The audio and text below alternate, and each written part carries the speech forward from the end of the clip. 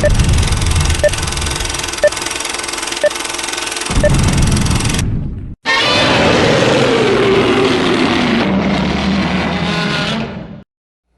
Kaiju fans, welcome back to the Kaiju World Order. It's MM here, and today I want to talk about some custom figures that I just got in the mail the other day. These were done by a very good friend of mine, goes by the name of General Greasy. You can find him on the Kaiju Hug Box and then also on the Toho Kingdom message boards. Now, Greasy is not a professional customizer yet, but he is extremely talented. He is the one who did the custom paint jobs on the little jet jaguars that I have that came with the Monster Arts Godzilla Ultima. So I sent him a good handful of figures to customize for me, pretty much just paint up. The whole batch came out to $200, which is a steal for how good these came out and the sheer number of them. I do know he's still working on prices, but it's worth it. I've seen worse custom paint jobs go for a hell of a lot more. So without anything else, with all that out of the way, let's dig into this fun. I'm gonna start with, it's probably my third favorite he's done. Normally I am hesitant about customizing and repainting a marmot unless you know especially what you're doing, and I felt Grease did, and had him customize this marmot chainsaw Gigan. Little show and tell here. It's just blood spray across the saws and some gunk that he put on to the saw blades. You will see that again later in the final one I show. But there's like nothing else added to the back. He didn't take anything away from this figure, but he made it stand out. And this is a figure I kind of regretted getting for a while. I just never wanted to get rid of it. And he made it look great from just being a forgettable, it's just another marmot on the shelf. Now it actually looks like it has a spot. And as you can see, everything still moves and everything like that. Now everything else I have here, I have comparisons with the original figures or figures that are very close to it. I'm gonna start with this right here. This is not Bagan. Instead, this is Bagheera, or also known as Hawk in Superhuman Samurai Cyber Squad. I found this figure in pretty much old storage. I forgot I even had it for the longest time, and I didn't know what to do with it because I had already gotten the Bandai equivalent. The good news is I will also be getting one of those little rotating toy display stands so I can be with all the cool kids on YouTube. So this will be one of the last ones I really need to do this show and tell bullshit with. But going back to this, the original idea was to turn it into Bagan. But then of course Bandai came out and did their own Bagan. So we put this one on the back burner, and then just one day I was like, hey, just silver, or not silver, but gold and white angelic Bagan in a way, almost like it's a hero. So he did a great job, lost no detail, and I would actually say there's even more detail that came into this. I don't know if it's a wash but all the little scales and everything in the actual sculpt really came out well with his painting. So that's the two oddballs. So now I had him do up a handful of Trendmasters figures. These were all just duplicates I had found in storage. One of them actually was damaged, so nothing was lost here or really ruined. We're talking about ones that looked horrible to begin with. So the first one of these is Snow Godzilla, just based on that anime that had that crossover with Snow Godzilla. I forget what the movie was called. It looked pretty cool though. Not a big role for Godzilla. Here is the original paint job one compared to this. And I also feel this will look very great next to the 40th special color repaint anniversary set one. So then you got light colored, dark colored. Next up is one that I had wanted actually since I was a kid, and they just never did it. And that is a special repaint of Mothra. Now I wanted this because they did a special recolor of Batra, and these colors that they put on it really seem like they are Easter. They look like Easter colors to me. And so the opposite of Easter, at least in my mind, Halloween.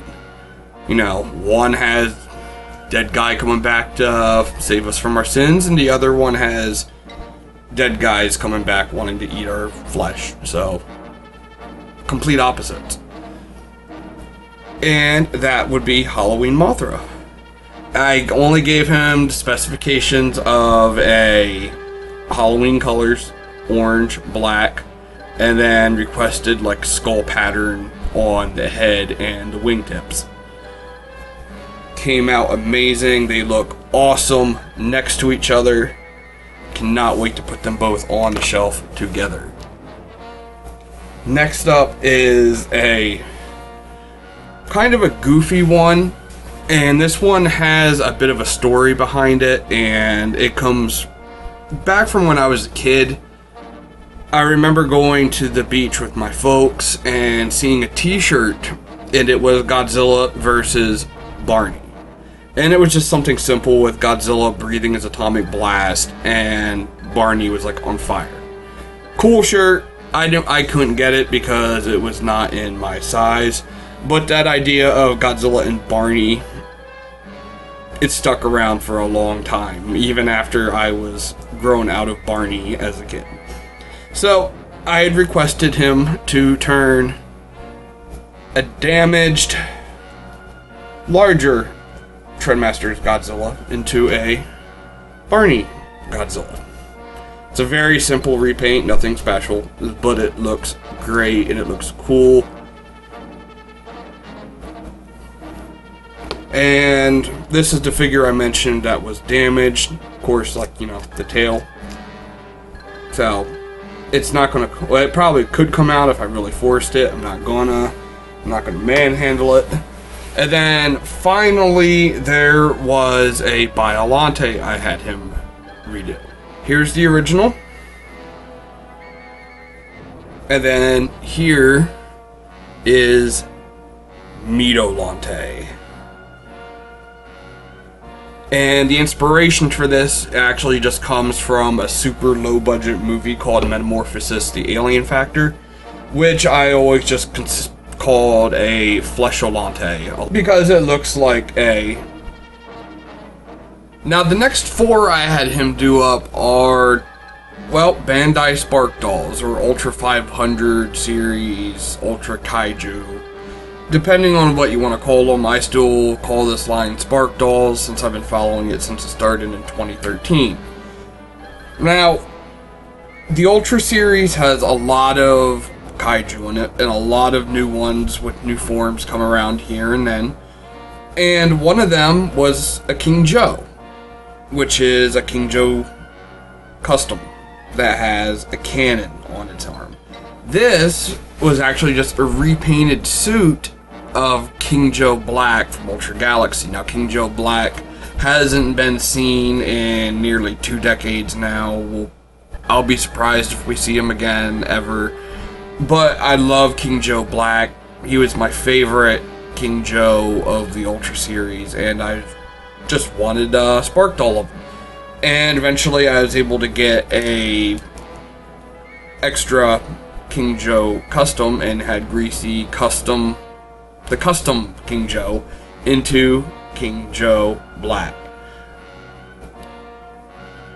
This is probably my second favorite of all these figures. The detail he did here is just, it blows Bandai's bigger figures out of the water.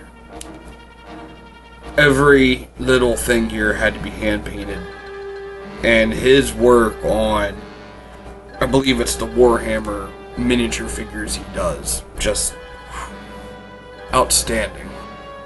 Just like King Joe, there is also a form of Gomora from Ultra Galaxy that we'll probably never see a Spark Doll. I'd love to be wrong.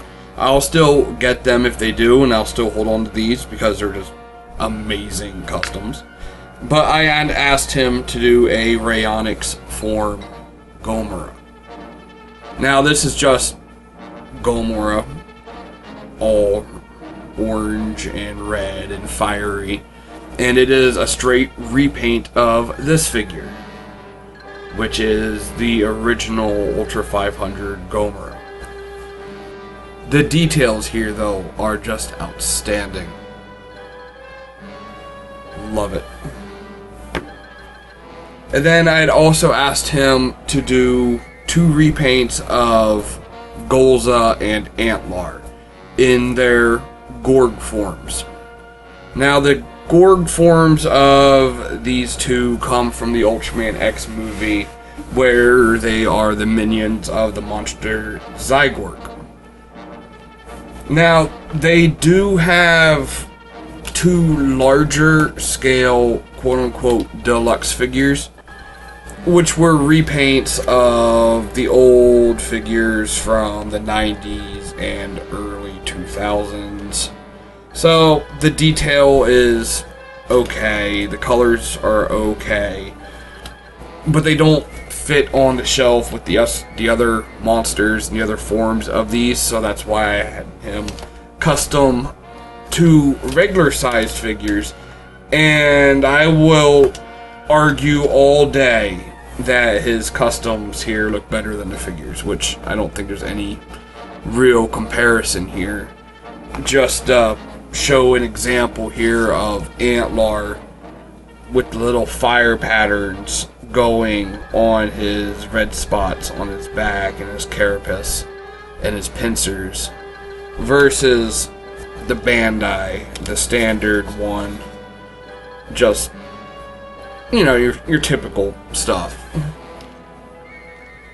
Again, those figures aren't bad, they're typical here, and he is blowing them out of the water, which should be expected because, well, he is a great artist. And then, finally, we have my absolute favorite. This is a figure I'd wanted for a long, long time. And I was never sure who could do it and what figure I would even sacrifice to do this. This is a legit custom that required new sculpt work, paint, and the whole 9 yards. It was originally a bootleg Godzilla 1985 Bandai that was floating around online several years before Bandai re-released the Godzilla 1985 for the G-Store. So here is the newer figure, of course. This is the legit figure. And then here is Greasy's zombie Godzilla of the bootleg. It is crazy. When I get that little rotating stand thing, I'm probably going to do a full-on review, and I also want to get Greasy in here to talk about how he does what he does, and also hopefully get him some more support. But yeah, this will be a shelf star for sure. And we're already talking about doing a couple more, if not zombie ones. A steampunk Mechagodzilla is one that I've been wanting for a while, so I might end up giving him the older V1 Kaiju from the Movie Monster series and either turn that into a steampunk or a half cyborg. We've talked about the zombifying Ghidorah, Mechani Kong, even a King Kong from Playmates being done up as a Last of Us infected mushroom, not Matango person. Now, if you have any figures of your own that you want to have customized, Greasy is very reasonable, as I said. He is still getting all his prices down, but he will be very reasonable. He is a great artist. He keeps in constant contact with you. It took him a couple months to do all these, and throughout the entire process, he was giving me screenshots, letting me know how it looked. So give this guy your support. He definitely deserves it. And until next time, Kaiju fans, peace out. And Minya, you can take it away again. Godzilla says you should like and subscribe.